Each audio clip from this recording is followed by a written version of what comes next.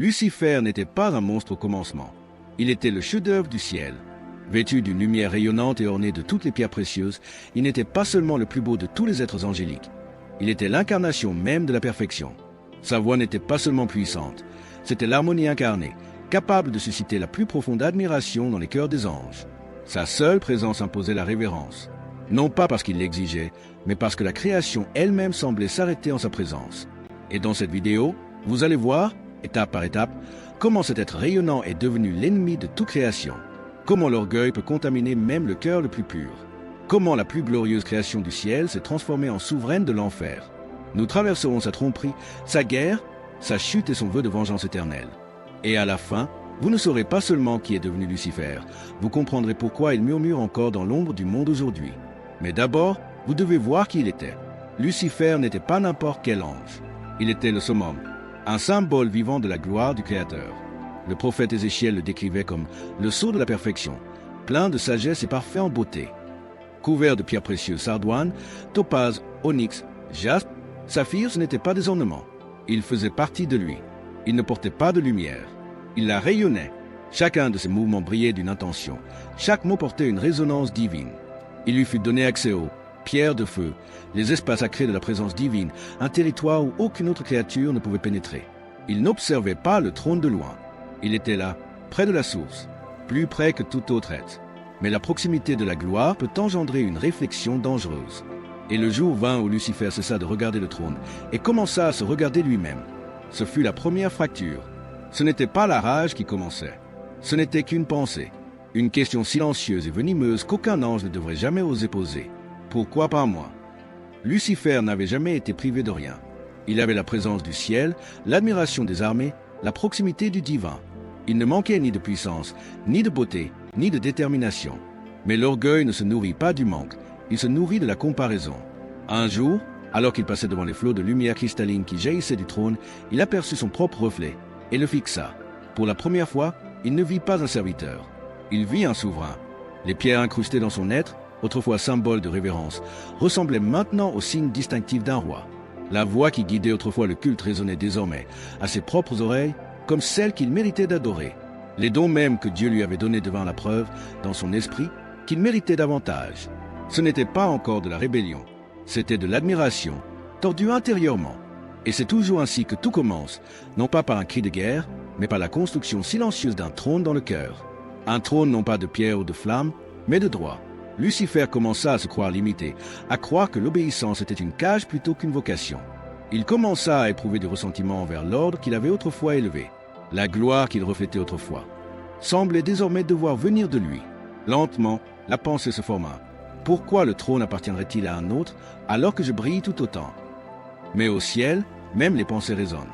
Et le trône qu'il avait construit en silence exigerait bientôt du sang. Il ne cria pas, il ne commanda pas. Lucifer murmura, car la rébellion au ciel ne commence pas par les épées, mais par la séduction. Et Lucifer, autrefois fils brillant de l'aube, devint son premier corrupteur de loyauté. Il connaissait les chants des anges. Il les avait guidés.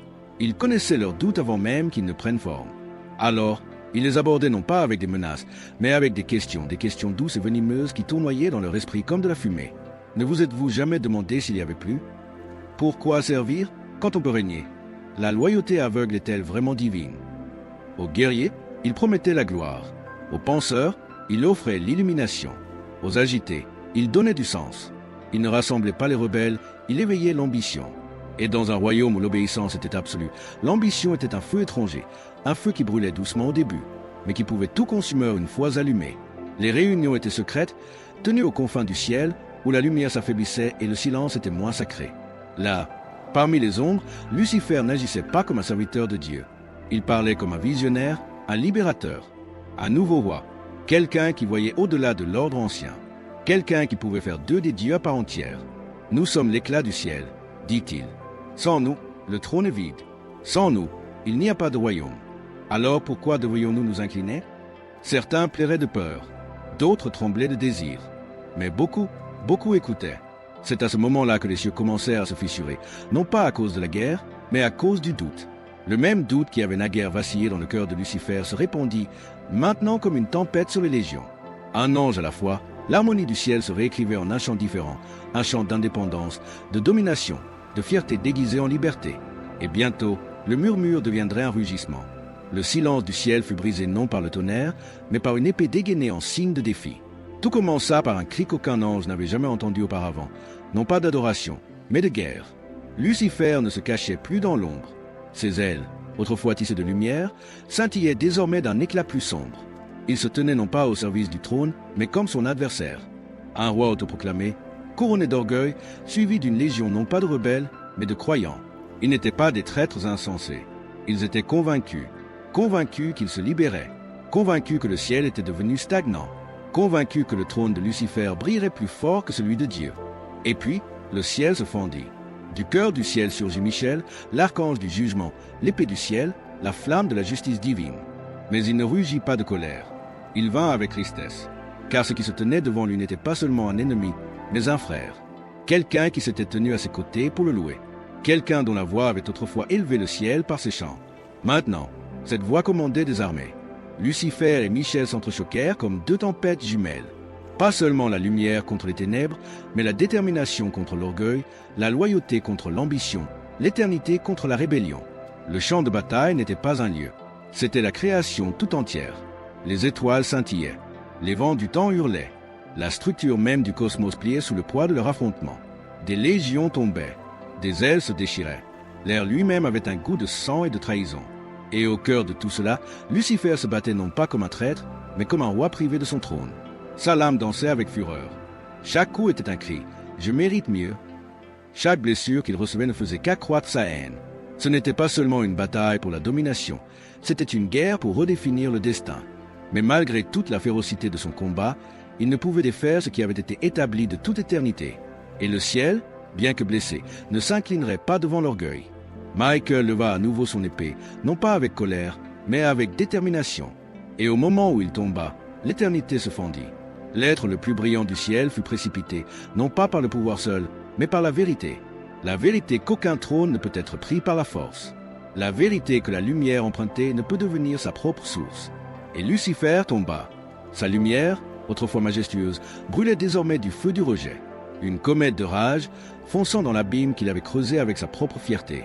Le ciel s'estompa au-dessus de lui, se réduisant à une lueur lointaine, tandis que Lucifer plongeait, tombant non seulement à travers l'espace, mais aussi à travers l'espoir lui-même. Les ailes qui irradiaient autrefois une brillance divine, maintenant tordues et carbonisées, traînaient derrière lui telles les bannières d'un empire déchu. Son cri, une symphonie de rage et de désespoir, résonna dans le vaste vide, marquant les cieux du son amer de la trahison. Pourtant, même si les ténèbres l'enveloppaient, la fierté de Lucifer demeurait intacte. Son cœur, bien que meurtri par la défaite, brûlait plus fort de fureur. Sa chute ne fut pas une fin, c'était un réveil. Il s'écrasa dans les profondeurs du vide, brisant le silence. L'impact brisa la trame même de la réalité, projetant des éclats d'obsidienne explosant autour de lui. Les anges qui tombaient à ses côtés frappèrent le sol en vagues d'agonie, leurs formes célestes déformées et fracturées, leurs cris perdus dans l'abîme. Lucifer s'éleva lentement, avec défi, du cratère créé par sa propre rébellion. Il se tenait, pour la première fois, dans un royaume de ténèbres absolues, un monde né de sa défiance, façonné par son orgueil. Une terre aride qui lui murmurait des possibilités infinies. Il tendit la main, et les ombres répondirent, se tordant et se modelant des formes monstrueuses, faisant écho à la tempête intérieure de son âme. Autour de lui, les morts s'agitèrent, soulevant leur corps brisé du sol ravagé, le regard désormais fixé sur lui, non pas comme leur compagnon ange, mais comme leur souverain. Lucifer gravit les pierres déchiquetées, un chemin s'élevant sous ses pieds comme si les ténèbres elles-mêmes avaient accepté sa domination. Au sommet, un trône s'éleva des ténèbres, sa surface marquée par le feu, des veines d'obsidienne pulsant comme le battement de cœur d'un monde blessé. Lucifer s'en empara sans hésitation, s'installant sur le trône obscur comme si le destin lui avait enfin révélé sa véritable raison d'être. À cet instant, un royaume naquit, non de la grâce divine, mais de l'éternelle défiance de l'orgueil. Lucifer, autrefois l'étoile la plus brillante du ciel, était devenu le premier éternel roi de l'enfer. Il contempla son nouveau royaume et parla, sa voix résonnant d'une terrible clarté. « Si je ne peux régner sur le ciel, alors je régnerai dans les ténèbres. Que cet abîme tremble sous notre puissance, que la création sache que même déchus, nous nous relèverons. » Ces paroles n'étaient pas une simple proclamation, mais un serment, un vœu de vengeance inviolable, une promesse que les ténèbres défieraient un jour à nouveau la lumière et qu'aucun cœur, mortel ou divin, ne serait jamais véritablement à l'abri du murmure de la rébellion. Le trône de Lucifer reposait solidement au cœur noir de son nouveau royaume, mais son esprit agité cherchait quelque chose de plus profond que la simple domination sur les ombres. Sa haine ne s'était pas estompée, elle s'était avivée. Il n'attendrait pas le retour des armées célestes. Il riposterait au cœur du divin, à la création elle-même. Il leva les yeux vers un monde qui avait émergé frais et innocent des mains du Créateur, un monde où des êtres de poussière et de souffle vivaient en harmonie avec Dieu lui-même. Des humains, fragiles mais magnifiques, dotés de liberté, bénis d'une lumière que Lucifer avait autrefois intimement connue. Et il les méprisait pour cela. Il descendit dans le jardin, non pas en roi puissant, mais sous un déguisement subtil, se levait gracieusement parmi les branches chargées de fruits. Ses écailles brillaient doucement, reflétant les nuances d'une beauté désormais déformée par son éternelle rancune. Lucifer ne rugit pas son défi. Il parla doucement, sa voix chaude comme le soleil et douce comme la soie, masquant le venin sous son charme. « T'a-t-il vraiment interdit de manger » demanda doucement Lucifer, semant le doute avec la précision d'un scalpel. Ses paroles n'accusaient pas, mais invitaient à la question. Il n'incitait pas à la rébellion, mais attisait la curiosité. Il ne faisait pas appel à la faiblesse humaine, mais à leur désir inné de dépasser les limites, exactement comme il avait fait autrefois. Ève hésita, Adam resta incertain, et Lucifer sourit sous sa forme de serpent. Car l'hésitation suffisait, le doute lui-même était la victoire. Alors, il murmura de nouveau, sa voix dégoulinant de promesses mielleuses. « Vous ne mourrez pas. Au contraire, vos yeux s'ouvriront et vous deviendrez comme des dieux. Vous en saurez plus, vous verrez plus. Pourquoi la connaissance ne lui appartiendrait-elle qu'à lui ?» Ils écoutèrent. Ils tendirent la main. Ils mangèrent. À cet instant, le poison de Lucifer s'infiltra dans l'essence même de l'humanité, s'enfonçant au plus profond de leurs âmes. L'innocence brisa comme du verre fragile. Le jardin s'assombrit et des murmures de honte remplacèrent les chants de joie. Le paradis était brisé. Et Lucifer rit, pas fort, mais profondément, car il savait qu'il avait réussi. La guerre qui avait éclaté entre les étoiles s'étendait désormais sur le sol d'un monde naissant. Les cœurs humains devinrent le nouveau champ de bataille, leurs âmes prises entre l'ombre et la lumière, à jamais déchirées par le murmure qu'il avait semé. Pourquoi obéir quand on pourrait être plus? L'air autrefois pur portait désormais le parfum d'une corruption subtile et irréversible. Lucifer retourna sur son trône, satisfait, sachant que le monde ne serait plus jamais à l'abri des échos de sa rébellion orgueilleuse. La graine plantée en Éden ne resta pas simplement en terre. Elle se répandit comme une traînée de poudre, portée à travers le temps par les murmures que Lucifer tissait dans le cœur des humains. Il n'avait besoin ni d'armes ni d'épée pour conquérir l'humanité, les mots suffisaient. Chaque murmure d'orgueil, chaque promesse de pouvoir, pervertissait le destin des nations et forgeait des empires sur les flammes de l'ambition et de la cupidité. De son trône ombragé, Lucifer observait les rois s'élever et tomber sous son influence. Il ne les forçait pas. Au contraire, il leur donnait ce qu'ils désiraient secrètement le plus, la justification pour s'emparer de plus de pouvoir, de richesse ou de terre. Il façonnait les conquérants en alimentant leur soif de gloire, les inspirant à croire que leurs mains étaient destinées à tenir le monde lui-même. Les pharaons d'Égypte édifiaient des monuments non seulement à la gloire de leur Dieu, mais aussi de leur vanité. Les empereurs romains se revêtaient de robes pourpres, persuadés que leur couronne leur donnait droit à une louange éternelle. Lucifer ne murmurait pas haut et fort. Il n'en avait pas besoin.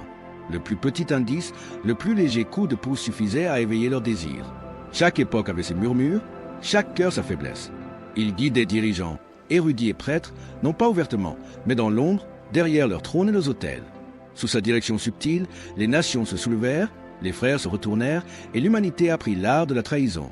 Les plus grands triomphes de Lucifer ne résultèrent pas d'actes manifestement maléfiques, mais de sa capacité à rendre les ténèbres attrayantes, logiques, voire nécessaires. Il fit paraître la guerre héroïque, la cupidité sage et la cruauté justifiée. Il transforma l'orgueil en honneur, la haine en justice et l'égoïsme en survie. L'humanité, aveugle à la source de ses pulsions, se croyait libre, même si elle s'enchaînait volontairement à son influence. Pourtant, même au milieu de cette obscurité grandissante, Lucifer percevait autre chose, une lueur persistante et tenace qui refusait de s'éteindre complètement. Pour chaque cœur qu'il corrompait, un autre résistait. Pour chaque empire bâti sur la tyrannie, un autre s'élevait en signe de défi. Il voyait que la plus grande faiblesse de l'humanité était aussi sa plus grande force, sa capacité à choisir. Lucifer comprit que la guerre qu'il avait déclenchée n'opposait pas seulement des armées, des nations ou même des anges. C'était un combat éternel au cœur de chaque âme, une guerre définie par le choix. Mais il était patient, car il savait que chaque choix fait par orgueil le rapprochait de sa victoire finale, une victoire qui, selon lui, réécrirait la création elle-même. Pendant des millénaires, le trône de Lucifer reposa solidement dans l'ombre, mais une prophétie le hantait tel un fantôme, un murmure de lumière qui refusait de s'éteindre. Dès l'instant où le Créateur prononça son jugement en Éden, Lucifer sut qu'un jour, quelqu'un se lèverait pour l'affronter, quelqu'un dont le pouvoir défierait même le sien. quelqu'un qui frapperait au cœur même de son sombre royaume. Une graine s'élèverait, promettait les paroles anciennes, pour écraser la tête du serpent. Et bien que Lucifer se moquât ouvertement des déclarations du ciel, au plus profond de lui-même, ces paroles semaient une graine de terreur silencieuse. Il savait qu'une prophétie n'était pas une simple prédiction. C'était une déclaration divine, l'ombre de quelque chose d'inévitable, un événement déjà inscrit dans les fondements de l'éternité. Alors, il attendit. Mais Lucifer n'était jamais homme à rester inactif. Dans sa sombre forteresse, il rassembla ses légions déchues, désormais des guerriers des ténèbres aguerris, échos déformés de leur gloire angélique. Il renforça leur détermination, aiguisa leur haine et les emplit d'une fureur implacable envers l'humanité, envers le Créateur lui-même. L'enfer devint une forteresse préparant la guerre. Il envoya des espions murmures de tentation dans le cœur des prophètes et des rois, cherchant désespérément l'identité de l'ennemi promis, guettant attentivement les signes. Lorsque les empires s'élevaient, Lucifer examinait attentivement chaque conquérant.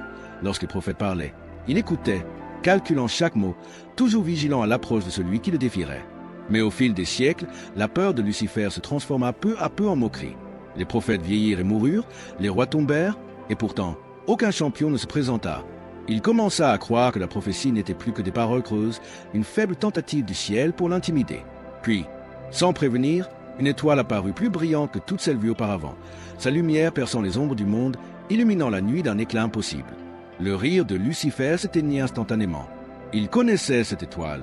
Elle portait une lumière plus ancienne que l'univers lui-même, enfin signalant l'arrivée qu'il redoutait. Le ciel n'avait pas oublié sa promesse. La semence était arrivée. Lucifer se leva de son trône, les yeux étincelants d'une fureur et d'une détermination renouvelée. Le temps de l'attente était révolu. La prophétie avait commencé à se réaliser et il ne se rendrait pas sans réagir. Si le ciel prévoyait la guerre, Lucifer jura de déchaîner toute la puissance de l'enfer en réponse. La plus grande confrontation que la création ait jamais connue était désormais inévitable, et Lucifer veillerait à ce que ce soit une bataille que l'humanité n'oublierait jamais. Le ciel ne descendit pas en silence. Il arriva comme le tonnerre. Non pas celui qui roule doucement dans le ciel, mais celui qui déchire le monde. Du cœur de la création surgirent les armées de lumière inébranlables, éternelles et couronnées d'une gloire qu'aucune ombre ne pouvait obscurcir. Elles n'arrivèrent pas en diplomates, mais en guerriers portant le jugement. Le ciel se fendit et le firmament trembla sous leur chute. Le moment tant prédit, tant redouté, était arrivé, et au port de sa forteresse, cerné par des fleurs de désespoir en fusion et des flèches forgées par des cris, Lucifer attendait. Il n'était plus un prince radieux, ni un trompeur caché dans un jardin. Désormais, souverain de la destruction, enveloppé de siècles de rage, ses ailes déchiquetées se déployaient telles des lames arrachées aux os d'un monde brisé. Son trône était depuis longtemps devenu un hôtel de guerre, et chaque âme déchue sous sa domination était désormais un soldat prêt à affronter son ultime péril. Les armées s'affrontaient non pour la terre, mais pour le destin. Michel menait de nouveau l'armée céleste, son armure rayonnant du dessein divin. Son épée scintillait non pas de colère, mais de justice. En approchant, il ne parla pas de vengeance, il proclama la restauration. Car cette guerre n'était pas née de la haine, mais de l'exigence de rétablir l'ordre. Le champ de bataille s'étendait à travers les réalités. Anges et démons s'entrechoquaient à travers les dimensions, déchirant la trame même du temps. Lumière et ombre dansaient en une harmonie violente, chaque coup réécrivant les lois mêmes de l'existence. Lucifer combattait avec une fureur que seuls les damnés pouvaient comprendre. Sa lame, noircie par le sang des siècles, rencontra celle de Michael dans une explosion de force divine et profane. Chaque coup était alimenté non seulement par la force, mais aussi par l'idéologie. Lucifer ne se battait pas seulement pour vaincre, il se battait pour prouver que la rébellion avait sa place légitime dans la création. Mais la lumière n'était pas venue pour discuter, elle était venue pour mettre fin à tout. Et dans un ultime instant cataclysmique, les deux forces entrèrent en collision dans un bruit qui résonna à travers l'éternité. Les montagnes se fondirent, les étoiles s'éteignirent, les cris des anges, déchus et fidèles, s'élevèrent dans un crescendo final. Lucifer fut à nouveau précipité, non pas en guise de punition, mais en guise de conclusion. Celui qui avait dit un jour « Je m'élèverai » fut réduit au silence, non par la fureur, mais par la vérité. Le ciel se dressa, l'enfer brûla, et le choix, une fois de plus, fut rendu à l'humanité. Car bien que les armées aient combattu et que le ciel ait pleuré de feu, le champ de bataille final n'était jamais seulement au ciel ou en enfer. Il était, et serait toujours, le cœur humain. Le champ de bataille se tut, mais silence ne signifie pas paix. Lucifer, vaincu, gisait une fois de plus brisé aux confins de l'éternité. Ses ailes étaient en ruine, son trône réduit à des pierres fissurées et à des braises s'éteignant. Les armées du ciel retournèrent à leur place, triomphantes et solennelles, car aucune victoire dans l'éternité ne se fait sans cicatrice. Mais même lorsque la poussière de la guerre finale retomba, une vérité demeurait inébranlable. La guerre n'était pas terminée. Elle avait seulement changé de forme. car la véritable arme de Lucifer n'était jamais ses armées, mais son idée. Ce murmure né au ciel, la semence de l'orgueil, de la rébellion, de l'exaltation de soi, avait depuis longtemps pris racine dans la création. Et maintenant, il résonne non pas à travers les cœurs célestes ou les champs de feu, mais dans les recoins silencieux des âmes humaines. Chaque tentation de placer son propre moi au-dessus de la vérité, chaque soif de pouvoir déguiser en indépendance, chaque pensée qui demande « Pourquoi obéir quand je pourrais régner ?» Ce ne sont pas que des pensées humaines. Ce sont les échos de la première trahison. Lucifer n'a plus besoin de prendre d'assaut les portes du paradis. Il marche invisiblement à travers le désir, l'ambition, l'orgueil blessé. Il siège à la table des rois, murmure à l'oreille des oubliés et habille la rébellion des habits de la liberté. Mais le Créateur a aussi laissé quelque chose derrière lui, une flamme. Une flamme qu'aucune obscurité ne peut éteindre. Une voix qui rappelle encore l'âme à la source. Une vérité qui, une fois connue, brise le charme de l'orgueil. La véritable guerre ne fait rage ni dans des cieux lointains ni sur des champs de bataille mythiques. Elle fait rage chaque fois que la lumière et l'ombre se rencontrent dans le cœur humain. Elle fait rage dans chaque choix entre miséricorde et vengeance, humilité et orgueil, vérité et illusion. Lucifer règne toujours sur son royaume brisé. Il rêve toujours de se relever. Mais chaque acte de bonté, chaque soumission à la grâce, chaque âme qui choisit la lumière plutôt que soi-même est une lame contre son trône. Car finalement, la tête du serpent ne sera pas écrasée par les seules armées divines. Elle sera écrasée par chaque cœur qui refuse son murmure. L'histoire de Lucifer n'est pas seulement une histoire du passé. C'est un miroir, un avertissement et un choix. Et les échos de ce choix résonneront à travers l'éternité. Maintenant, la bataille est à vous. Vous avez vu la chute des plus brillants. Vous avez traversé le feu de la rébellion, entendu les murmures qui ont brisé les cieux et assisté à la formation d'un royaume dans les ténèbres. Mais cette histoire, elle ne vit pas seulement dans les écritures anciennes ou les prophéties oubliées. Elle respire le présent. Elle observe en silence. Elle attend, car la guerre entre la lumière et l'ombre n'est pas seulement céleste, elle est personnelle. Elle vit dans vos décisions, vos désirs, vos pensées lorsque personne ne vous regarde. Lucifer n'a plus besoin de lever des armées pour semer le doute. Et le ciel ne combat plus seulement avec les anges, mais grâce au courage de ceux qui choisissent la lumière, même au prix de tout. Alors, la suite des événements dépend de vous.